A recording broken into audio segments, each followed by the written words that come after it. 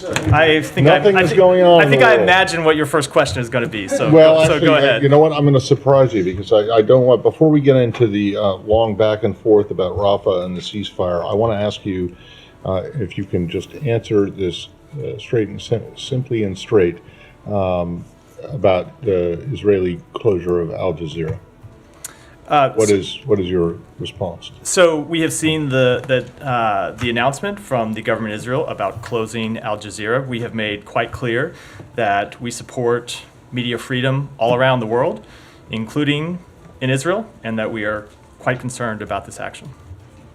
You're quite concerned about this action? Are you asking the Israelis to do anything? So, as the president said on May 3rd, journalists and media workers are an essential part of any democracy because informed dissent is critical to building stronger and more successful societies, and we will continue to support and advocate for free and independent media around the world. We think Al Jazeera ought to be able to operate in Israel as they operate in other countries in the region. So you oppose? We do. You oppose? We do. Okay. All right. Then getting on to, so you've seen these reports in the last hour about Hamas accepting a ceasefire, but also the Israelis ordering or telling people in Rafah to get out. What's your take on that? So I can confirm that Hamas has issued a response. We are reviewing that response now and discussing it with our partners in the region. As you know, Director Burns is in the region working on this in real time. We will be discussing this response with our partners over the coming hours. We continue to believe that a hostage deal is in the best interests of the Israeli people. It's in the best interests of the Palestinian people. It would bring an immediate ceasefire. It would allow increased movement of humanitarian assistance, and so we're going to continue to work to try to reach one. But you haven't made any determination about whether this is whether they're accepting what is on the table or they're accepting something that is different. We have only received the response in the last hour, 90 minutes, and as I said, are going through it now and discussing it with partners in the region. So I don't want to characterize the nature of that response just yet. Okay, thanks. Yeah, Shannon. Can I follow up on Al Jazeera? Wait, Shannon, go ahead. Thank you. There have been some reports that from Israel that perhaps Hamas agreed to a proposal that was put together by Egypt and Qatar that was softer than the initial framework that was in the works last week. Is it possible that there has been a different proposal that the U.S. is not involved with tracking? So I've seen those suggestions. I've seen some of those reports, and I hope you'll understand that because we are still reviewing the response that has come in, and because we are working on this in real time and trying to reach an agreement, I'm just going to decline to comment on detail about any of those reports. We're going to be discussing this response with our partners in the region in the hours ahead.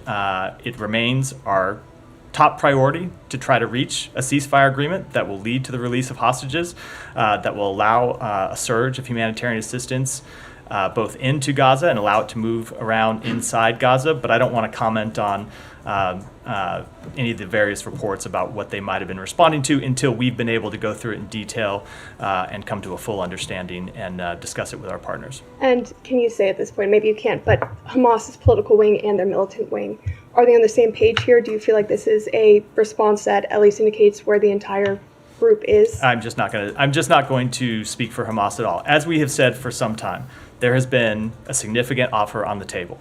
The ball has been in Hamas's court.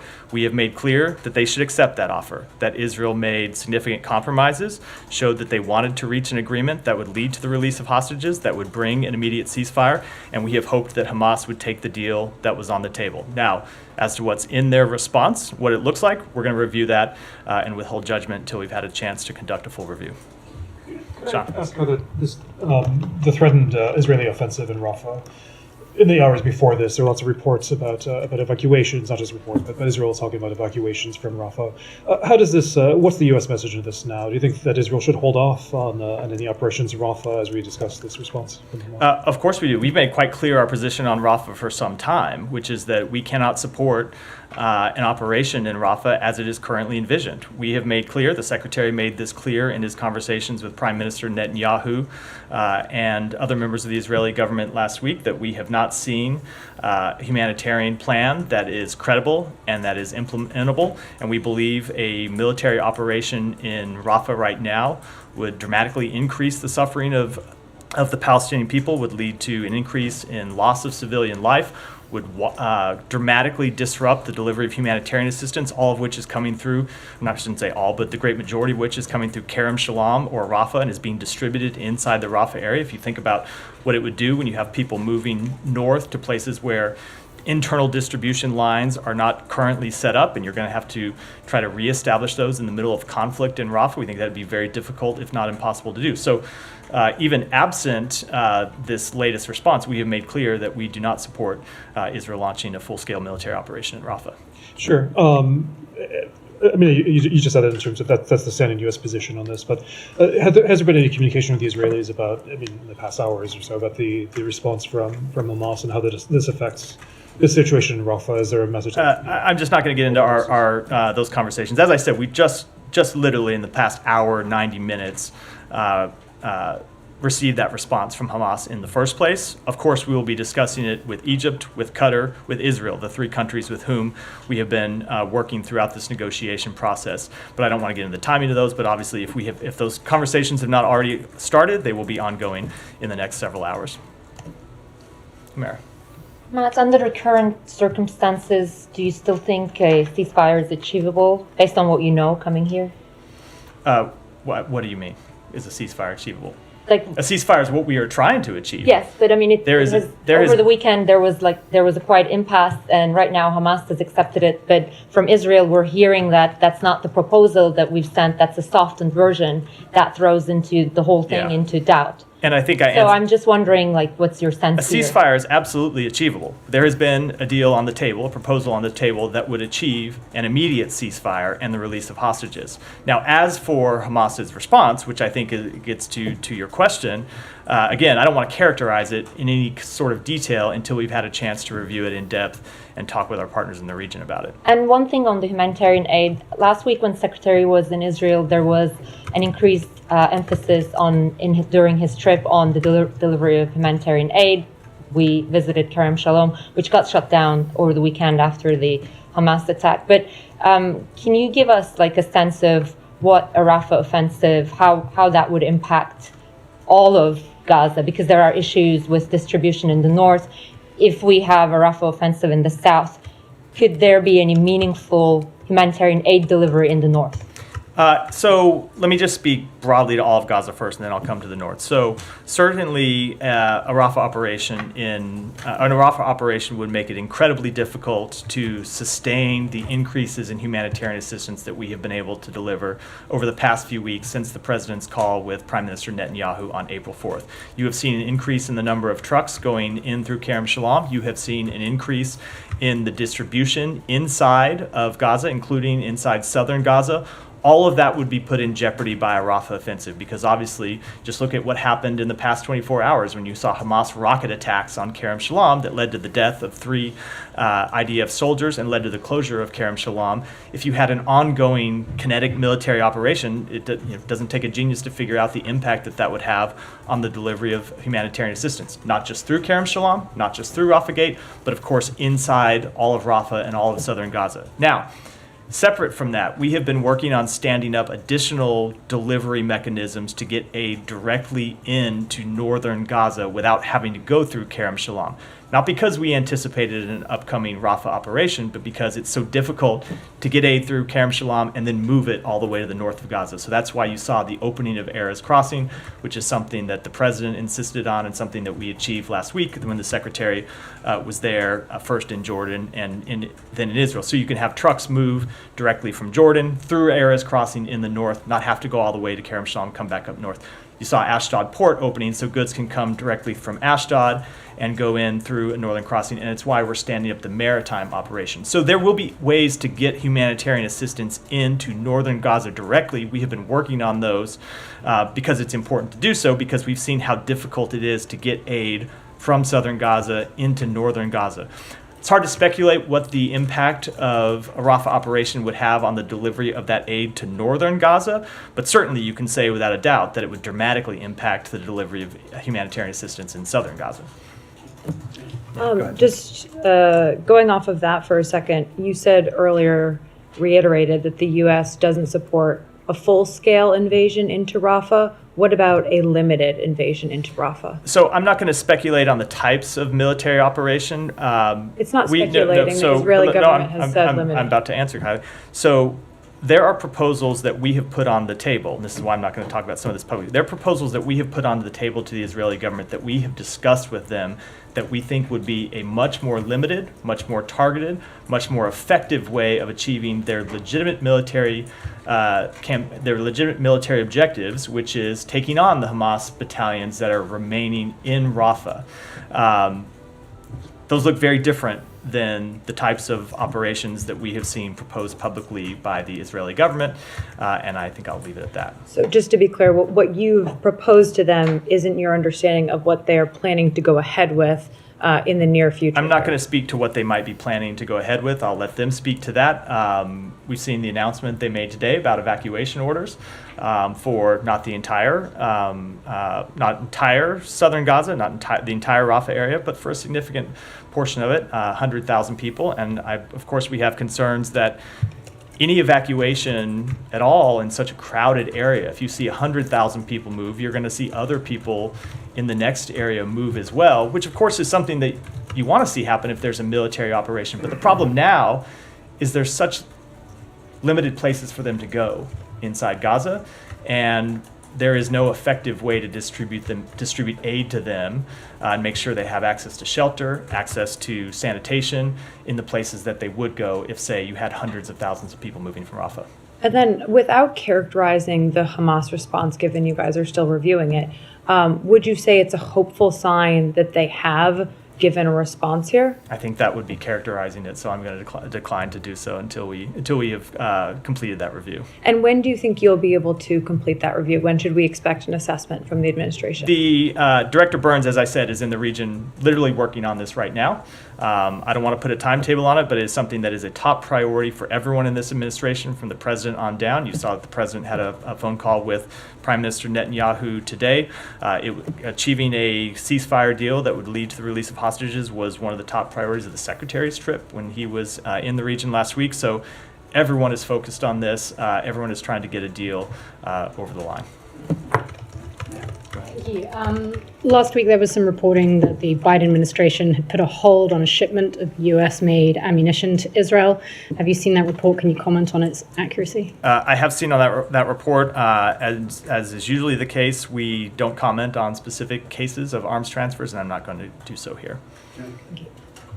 Yeah, Saeed. Just to clarify on the offer that you said was generous and on the table, and what seems to be accepted now. Does that mean that the ball is no longer in Hamas's court?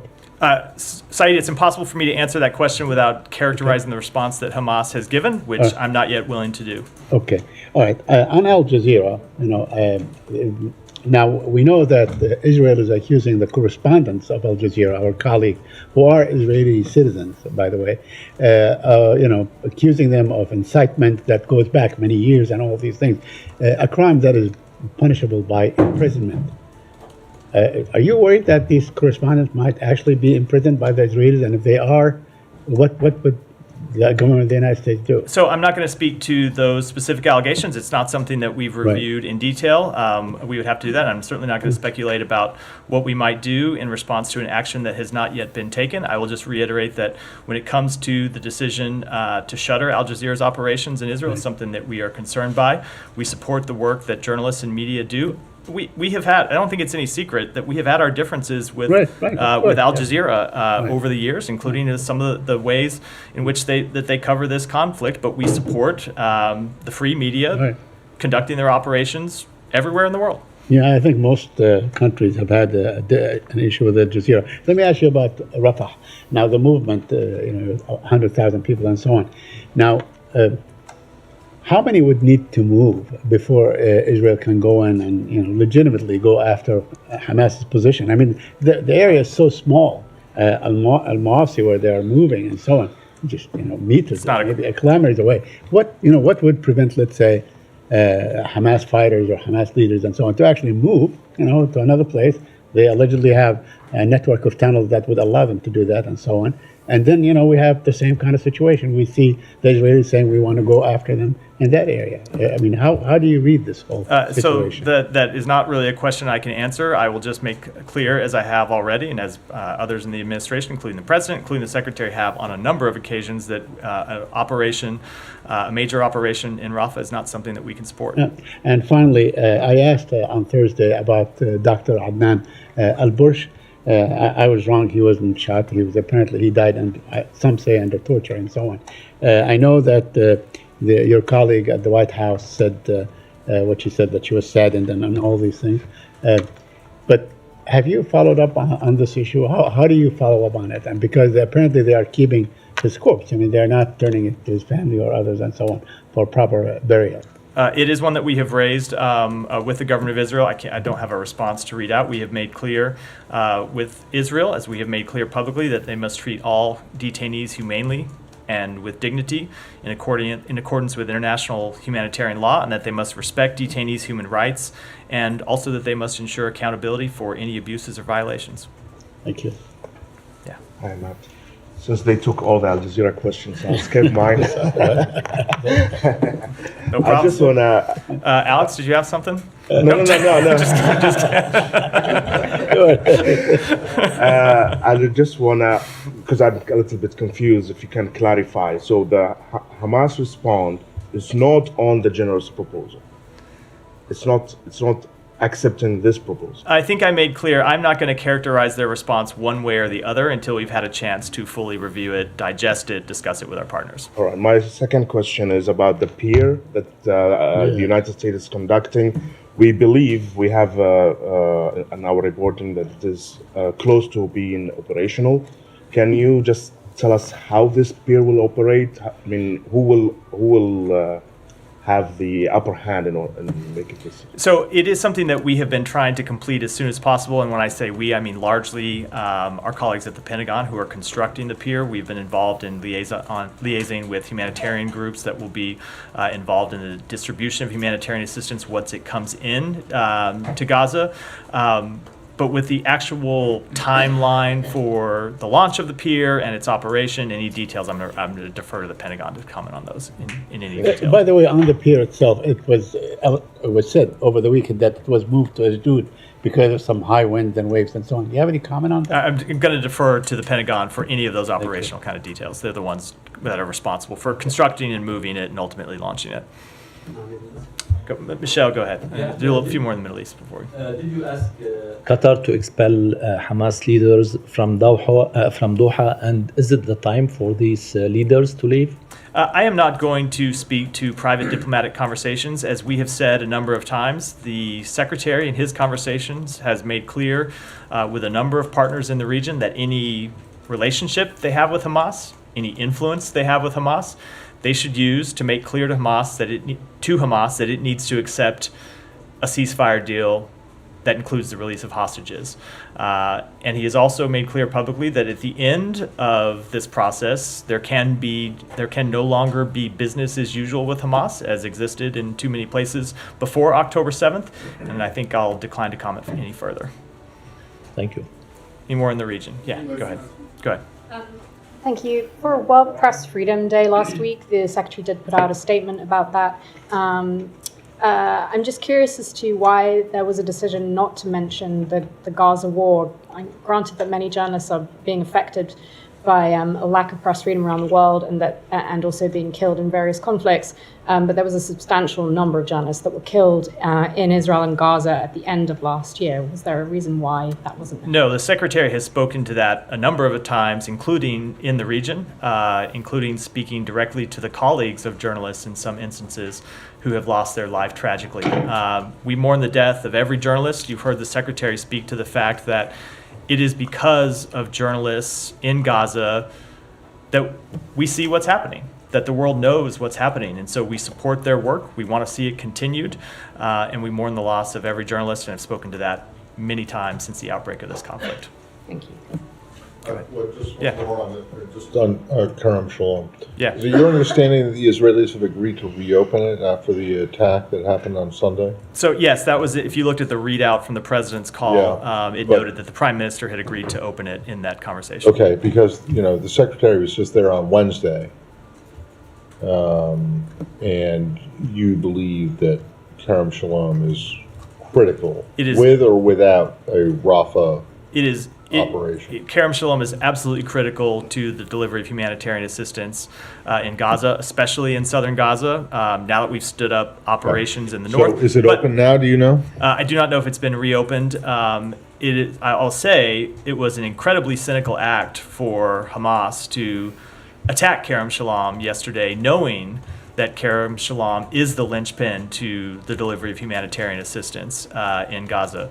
It goes to this point we've made on a number of occasions that Hamas claims that they represent the interests of the Palestinian people, but when you see some of their actions, and we talk about them hiding behind humans, using them as human shields all the time, when you see them attacking the gate that serves as the delivery point, as we saw, you were there last week, as we saw with our own eyes, the delivery point for humanitarian assistance into Gaza, it really does undermine any claim that they have to acting on the people of Gaza's behalf. Thanks. Can I switch regions? I'll come back to you. Go ahead. Thanks, Matthew. What action would the U.S. take if Israel were to invade Rafah? We have made clear that we cannot support an operation, and I don't want to speculate on what actions we might take if one should proceed. Okay, and what's the department's reaction to Turkey suspending trade ties with Israel? I don't have any comment on that. They are both allies of ours, and we would encourage them to work through their differences, but I don't have any specific comment. And finally, what is the department doing to hold the CCP accountable for continued Chinese assistance to Russia's defense sector? So you heard the secretary speak to this when he was in China and made clear that China can't have it both ways. They can't claim to be a partner of Europe on the one hand and then continue to fund the greatest threat to European security since the end of the Cold War on the other hand. He raised this directly with President Xi. He raised it with Director and Foreign Minister Wang Yi, and he made clear in those meetings that if China didn't act, we would. And a couple of updates to that. You saw us roll out additional sanctions on Chinese entities who have supported Russia's defense industrial base last week.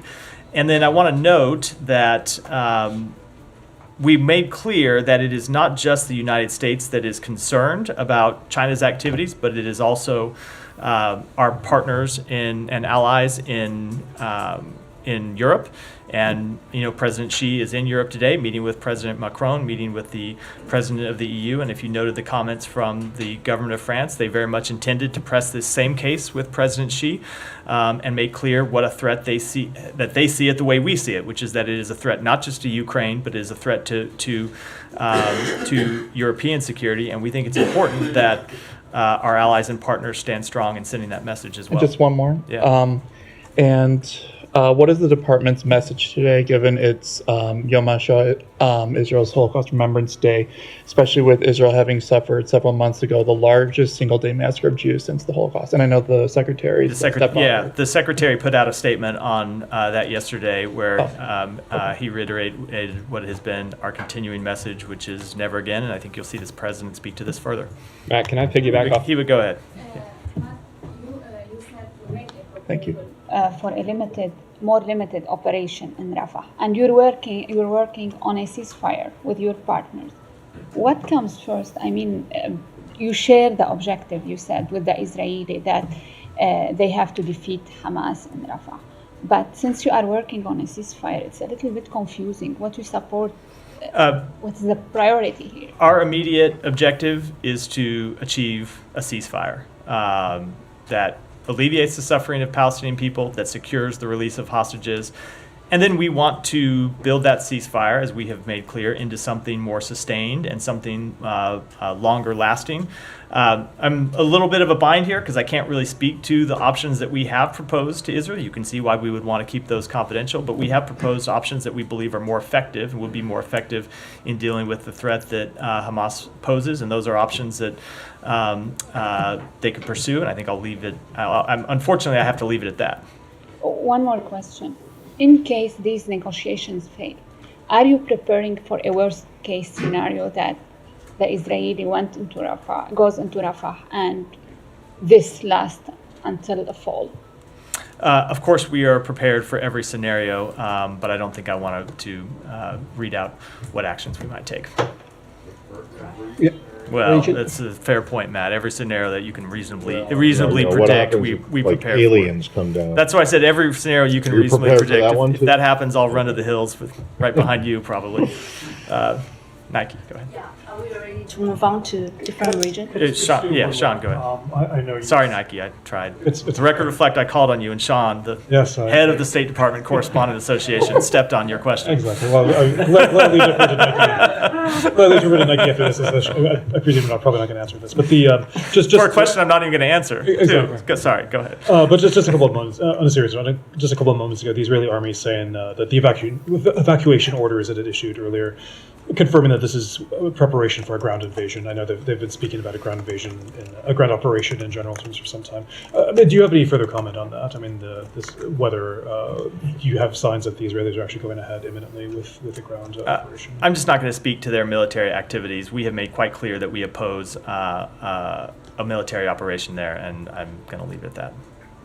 Nike, Thank you. go ahead. On Russia, President Vladimir Putin will be set to start another 6-year term on Tuesday. Do you have anything on that? I understand U.S. Ambassador Tracy is currently out of the country. My question is anyone from the U.S. Embassy attending his inauguration ceremony, or is the U.S. joining other countries to boycott? No, we will not have a representative at his inauguration. U.S. is boycotting? We will not have a representative there. You can draw your own conclusions. Alex, go ahead. Does that mean that you don't consider Putin a legitimate president? We certainly did not consider that election free and fair, but he is the president of Russia and is going to continue in that capacity. Let me get your immediate reaction to reports about Russia's planned nuclear drills. How much it will complicate the situation, and what kind of response will that invite from the United States? So Russia's rhetoric, nuclear rhetoric, has been reckless and irresponsible throughout this conflict. That said, we have not seen any reason to adjust our own nuclear posture and in response to these announcements, nor any indications that Russia is preparing to use a nuclear weapon in Ukraine. Thank you. I have two more on South Caucasus, if I may. On Georgia, we had a protest in front of this building on Saturday. Georgian Americans were asking the State Department to impose sanctions on Ivanishvili and the GD MPs, not for the actions that they might or might not take, but the actions they have taken already. So are you considering any measure? I'm just not going to make any sanctions announcements. Whether that relates to what we might do or what we are considering is typically our practice here. We heard from senior officials this building.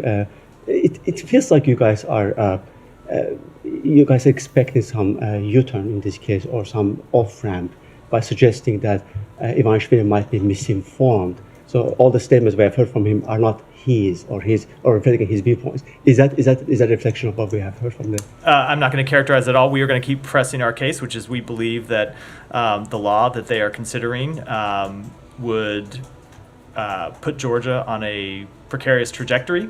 It would jeopardize Georgia's Euro-Atlantic path and undermine the U.S.-Georgia relationship, and we will continue to make that clear, and they will make their own decisions. And thank you. Finally, on Armenia, Azerbaijan, the ambassador to Baku today for the first time visited Karabakh. Let me get you a sense of significance of it, and we are in this week the ministerial in Kazakhstan. What are your expectations? I don't have any comment on that or any expectations. Go ahead. Yeah. Thank you, Matt. A question on Iran. As you may be aware, the IKR President Najib Barzani, he's in Iran with an official visit with the purpose of finding solutions to the disputes between Iraq, Iran, and Kurdistan region. How does the U.S. view this visit and efforts? Do you have any comments on that? So we have consistently encouraged de-escalation in the region, but we don't have any comment about the specifics of that trip. I would leave it to the Kurdistan regional government to comment more in detail on President Barzani's travel.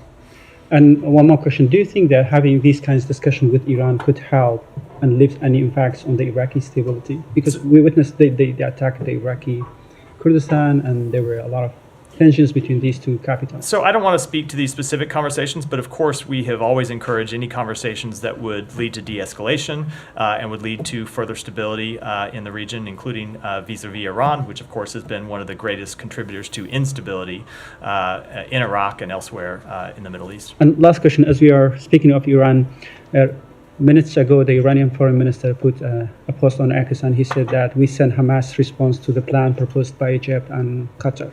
What he said that to stop the attacks by Israel, and second, exchange prisoners, and third, lift the human blockades.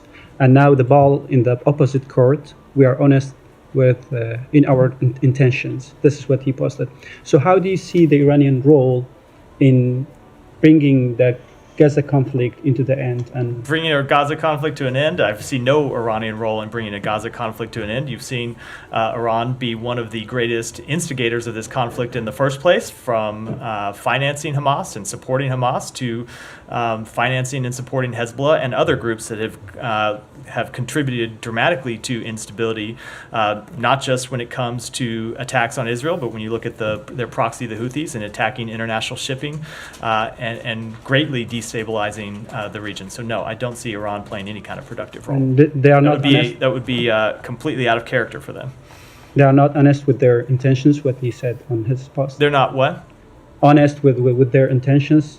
With Iran's honest with their intentions? No, I would not characterize them as honest with their intentions. When it comes to the specific comments that they made about Hamas's response, I'm not going to comment on those because, as I said, we're reviewing their response, so I don't want to confirm what may or may not have been in it. Thank you. Go ahead. Thank you, Matt. So can I just get your reaction to this? Over the weekend, a Moscow court sentenced a Russian Falun Gong practitioner to 2 months in detention for her beliefs.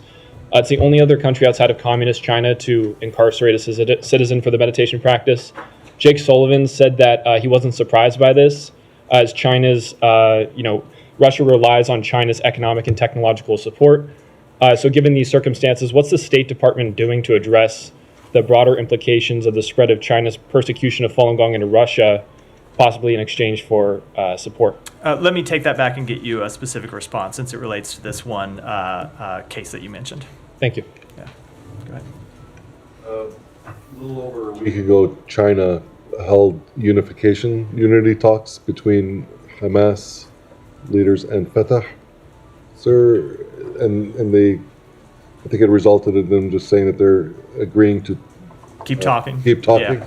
What's your reaction to China being involved in unity talks between these? So I don't have any reaction to them playing a role in these talks. We saw previous talks take place between Hamas and Fatah in Moscow. They've held talks in other locations. Leaving that aside, we have long said that if China wanted to play a productive role in bringing this conflict to an end, that is something that we would welcome. If they wanted to play a productive role in helping prevent escalation in the region, that is something we would also welcome. The Secretary has spoken to his counterpart, Director Wang Yi, 6 times since October 7th to press this case, to press China to use all of its influence in the region. And we will continue to press them to do that. We think there certainly are countries that they have a relationship with whom they have a relationship in the region, including countries, most notably Iran, with whom we don't really have a relationship. So if China can bring its influence to bear, that would be a productive step for it. It would be a productive step that it could take that would benefit the region and benefit the entire world. One more on Saudi Arabia. The other day you had said that in order for normalization to take place between Saudi Arabia and Israel, that Saudi Arabia is looking for calm in Gaza. Correct. As well as a path to peace. That path to peace, is that the Oslo Accords? Is that something different than Oslo? Is that expanding on Oslo? Or? So I don't want to get into the details because it's something that we still continue to talk with Saudi Arabia about, but it is a path to the establishment of an independent Palestinian state with security guarantees for Israel, and the details of what that would look like is something that we're continuing to discuss with them. So would that make Oslo irrelevant? I don't want to, it is a negotiation and a discussion that is ongoing right now. I don't want to characterize it in any way with respect to how it would interact with past agreements. Thank you. Yeah, go ahead. Thank you. Yeah. A ceasefire deal doesn't end the war in Gaza. It means returning to fighting again and more Palestinian civilian victims as it's happened daily.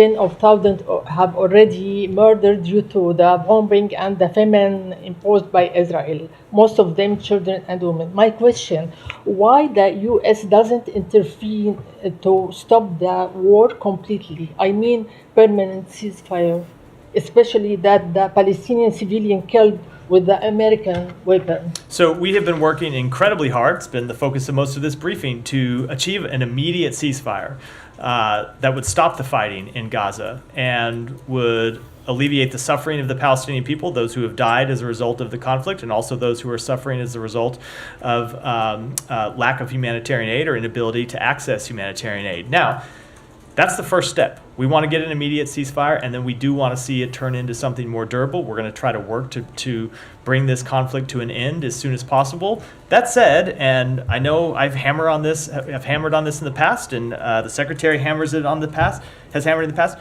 Hamas could achieve an immediate ceasefire right now. Hamas, the entity that started this conflict by murdering civilians, innocent civilians, could lay down their arms, could surrender, and stop putting the Palestinian people in harm's way. So when people ask questions about Israel that are legitimate questions, and when they ask questions about us that are legitimate questions, I hope people will also realize that Hamas played the instigator role in beginning this conflict and could end it today if they wanted to. But it's not permanent; it's temporary. We are trying, as I just spoke to that in my answer. Yes, excuse me, another question. That IDF already requested the people in Rafah to evacuate. I wonder if the evacuation for Palestinians in Rafah across the Egyptian borders being considered? So Egypt has made quite clear that they do not want to see the displacement of the Palestinian people. It's not just Egypt. We have heard that from virtually every country in the region, that they do not want to see Palestinians displaced because of the very unfortunate history in that regard, and we have made clear to the Israeli government that the Palestinian people shouldn't be replaced or displaced. Now, one of the major risks of a full-scale Rafah operation is that it would destabilize that border between Gaza and Egypt and would lead to that sort of displacement, which would destabilize the Sinai Peninsula, of course. It's another reason why we believe such an operation is a bad idea in the first place. Okay. Yeah, go ahead. Thank you very much. U.S. House Democratic leader Hakeem Jeffries said on Sunday that the United States will have to send troops to Ukraine if Ukraine is defeated in conflict with Russia. Any chances that is a real option? I'm just not going to comment on statements made by members of Congress. The president has made clear that he will not send U.S. troops to fight in Ukraine. Okay. And one more question. Can you explain why is it okay for the United States to have a law on foreign agents, and it's not okay for Georgia or Russia to have one? So the difference is in the nature of those laws. When you see the United States Foreign Agents Registration Act, it is to people who are acting on behalf of a foreign government, not people who are doing legitimate non-government organization work, who are doing humanitarian work, who are doing civil society work. It's a very different type of thing. I've seen those false equivalencies drawn in the past, and when you look at the text of the proposal in Georgia and the text of the proposal that has been passed due to Kremlin influence in other countries, they are very different than the type of law that we have on the books here in the United States. Go ahead. Thank you very much. Question is regarding the United States priorities on the normalization talks regarding Saudi Arabia and Israel. As National Security Advisor Jack Sullivan mentioned, insisted in an interview that the administration will enter in any defense pact with Saudi Arabia if only it normalizes ties with Israel. So question is it diplomacy of United States for integration of Israel in Middle East, or it's another defense pact by the United States to counter Iranian-backed movements in future from the Middle East? I'm not sure I completely understand the question, but I will say I don't want to get too much into the details of our negotiations with Saudi Arabia and the ongoing discussions, but that we continue to work to finalize both the bilateral pieces of such an agreement as well as what the pathway to an independent Palestinian state would look like. Secondly, Canadian authorities arrested 3 individuals linked with the killing of a Sikh leader Hardeep Singh Nijjar. United States have many findings on the connections of Indian foreign operations at US soil, as Wall Street Journal reported last week regarding the connection of Indian government with some targets here in the United States. So with this recent development, what United States have more to take up with the Indian administration? So I would refer you to the Canadian authorities to speak to the details of the investigation there with respect to the indictment that was returned in the United States. I'll let the Department of Justice speak on behalf of that in detail. And then the only thing further I'd say when it comes to the State Department, we made clear when these allegations were first made public that it's something we think India should take very seriously and investigate. They opened a committee of inquiry to look into the matter, and that work is ongoing, and we'll wait to see the results. But we made very clear that it's something that we take seriously, and we think it's something they should take seriously as well. Hudson. Matt, apologies for not asking you the Israel section, but I had nosebleed seats today, so I didn't get it. But I'm just happy to see you here in the briefing. Great to be here. In response to the Axios report that the U.S. is withholding an ammunition shipment to Israel, the Biden administration has told several reporters around town that the U.S. has surged weapons into Israel since October 7th. I'm kind of curious about this response because for much of the conflict, the administration has downplayed reports about the near constant approval and shipment of arms to Israel. I'm just wondering if you could clarify, what's the case? Has the U.S. been surging weapons to Israel since October 7th or not? So we have provided weapons to Israel since October 7th. We have always made clear that we are committed to Israel's defense. That's commitment to Israel's security remains ironclad, and that includes providing security assistance to Israel since October 7th to ensure that the attacks of October 7th can never be repeated. Thanks. Kylie, and I'll come to Humera.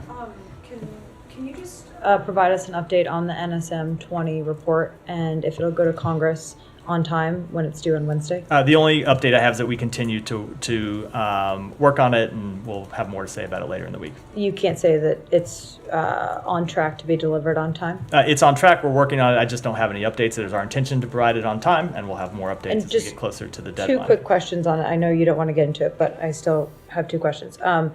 There are concerns among lawmakers that the political military bureau in this building is leading the drafting of the report, and I wonder how you respond to that. So I'm not going to get into the internal mechanisms that we go through to develop such a report, but I will say that a broad spectrum of the department will contribute to this report. People will have a chance to make their views known. People will have a chance to offer their assessments of what they've seen. It's important that different bureaus inside the department, which bring different skills to bear and different points of view and different capabilities, have the chance to review both of the tasks that we were given in the report, both when it comes to compliance with international humanitarian law and the delivery of humanitarian assistance. And we expect all of them to speak candidly about what they've seen and make their recommendations and make their honest assessments, and we'll deliver a report that reflects that. And one more question. The memorandum requires all recipients of U.S. weaponry, including Israel,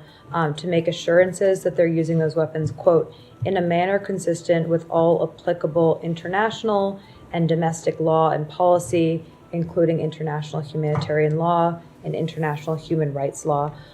Will U.S. officials at the department be probing those assurances that they get from Israeli officials if there's reason to believe that they aren't credible assurances? So we are taking very seriously the task that was given to us in this national security memorandum, and it pertains not just with respect to Israel, but with other countries as well that receive U.S. provided security assistance. So the initial step was to get assurances from those 7 countries that they were complying with their national humanitarian law and that they were not impeding the delivery of humanitarian assistance. We received those assurances, I think, probably 43 days ago, somewhere around that. And now we are going through and looking at compliance with international humanitarian law and the delivery of humanitarian assistance. I don't want to get into it too much in detail because we are close to when a report will be delivered, and I should wait and let the report speak for itself. But I can tell you, it is something that we take incredibly seriously, and there is a lot of work going on at the department to make sure we fulfill that obligation and we fulfill it thoroughly. So you're not taking those assurances on face value? Let me just let the report speak for itself when it comes out, but it is something that we are absolutely taking seriously, and we are looking at a whole host of activities and actions when it comes to any one of the governments, the relevant governments in this case, and we'll be making our own assessments, not just based on what those governments have told us, but based on what we have seen in our review here at the State Department. Thank you. Humera, just one thing on that, actually, Matt. So when the report is produced, we have reported that there are some U.S. officials at the State Department who have raised serious concerns about Israel's possible non-compliance with international humanitarian law, and what they say is it's arbitrary restrictions on humanitarian aid. So when you produce that report, you're basically weighing in on whether the assurances are credible or not. Is there going to be a section where you address those countering, let's say, opinions from different bureaus, or is it just going to be we found that credible or not? This is going to be a very unsatisfying answer, but you are just going to have to wait I'm used to until sorry about that until the report is complete. But I will say that one of the strengths of this department is that we have people with a rich diversity of experiences, a rich diversity of expertise, and a rich diversity of views. And the Secretary takes all of those seriously. He takes all of their point of views seriously. And the entire senior leadership of the department looks at the entire landscape when compiling, when going through an exercise and compiling a report like the one we are doing right here. But really, from a format point of view, it's just going to have like one assessment. And that I'm just not gonna speak to. Okay, and will there be a recommend? Because you said in your answer to Kylie, you said we collect recommendations. Can you confirm there's going to be a recommendation one way or the other from the legal department? I'm just not going to speak to the internal mechanisms of a report that is still being compiled. Okay, thank you. Go ahead, Saeed, and then Sean, and we'll wrap. But very quickly, but on breaking international law and so on, is the threatening of the ICC by Israel or even by members of Congress itself a violation of international law? The threat itself? I am not enough of an expert in international humanitarian law to speak to that. We have made clear that we do not believe the ICC has jurisdiction in this case. And I'm just saying the threatening of the ICC by Israel. You should take it up with an international humanitarian lawyer. Go ahead, Sean. Sure. Two things, two different topics. Rwanda. The Rwandan government didn't really like a statement that you issued last week, saying that the Rwandan Defense Forces were involved in the attack near Goma on the east of the DRC, saying that the statement's ridiculous and that the Rwandan forces weren't involved in that. Do you stand by that? Has there been any communication with Rwanda? We absolutely do. The attack in question came from the Rwandan Defense Forces and M23 positions on the Muganga IDP camp. The government of Rwanda must investigate this heinous act and hold all of those responsible accountable, and we have made that clear to them. Yeah, has there been a communication directly with the Rwandans? I'm not going to speak to diplomatic conversations, but we have made quite clear what we think about this act and the fact it ought to be investigated. Great. And then a completely different topic, Mexico. There 3 surfers were killed, one of them an American. Do you have any lines, any communications with the U.S.? Yeah, so we can confirm the death of a U.S. citizen, Carter Road, near Ensenada, Mexico, and are closely monitoring the situation. We offer our sincere condolences to the family on their loss. We are coordinating with local law enforcement on their investigation into the matter, and out of respect for the privacy of the family, we will decline to comment further at this time. And with that, wrap for today. Thanks, everyone.